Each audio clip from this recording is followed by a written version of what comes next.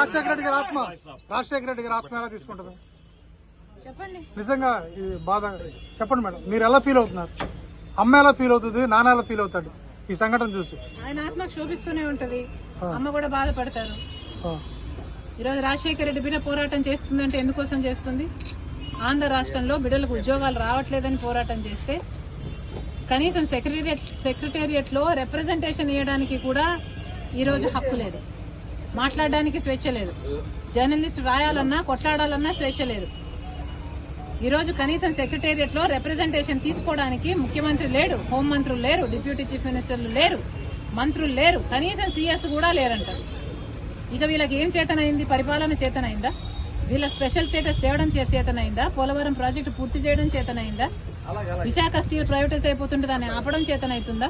Capital city కట్టడం చేతనైతుందా? కనీసం metro అన్న తేయడం చేతనైందా?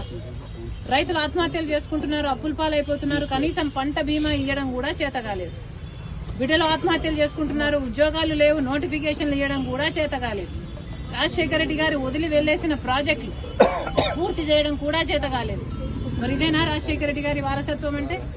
ఆలోచన చేయాలి. ప్రజల కోసం కొట్లాడుతున్నాం మేము ఈ రోజు. కనీసం కనికరం లేకుండా, మహిళలను చూడకుండా రాత్రి నన్ను పార్టీ ఆఫీస్ లోనే ఉండేటట్టు చేశారు. ఇది పాపం కదా? ఒక ఆడపిల్లని ఇలా చేయడం పాపం కదా? పాపమే. ఆంధ్ర రాష్ట్ర ప్రజలకు, ఆంధ్ర రాష్ట్ర యువతకు చేస్తున్నది వీళ్ళు పాపమే.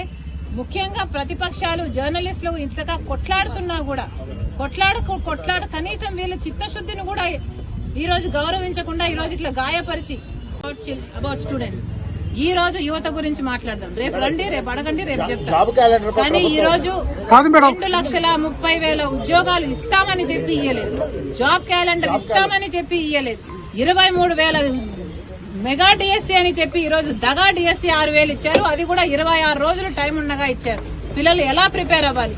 అసలు ఈ ప్రభుత్వానికి మనసే లేదు. ఉండను బండను మీ చేతి గాయం ఎవరు చేస్తారు? పోలీసులు ఇంకెవరు చేస్తారమ్మా?